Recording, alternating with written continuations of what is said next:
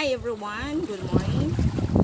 So, kapag iniwan kayo ng mga loved ones nyo, kung mayroon kayong mga problema, dito lang kayo sa dagat.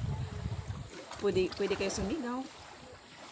Ipalabas yung mga sama ng loob.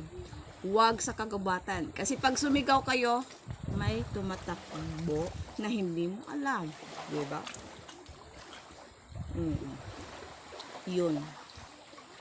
Kaya, you guys, samahan nyo akong magmuni-muni dito sa tabing dagat. Ayan.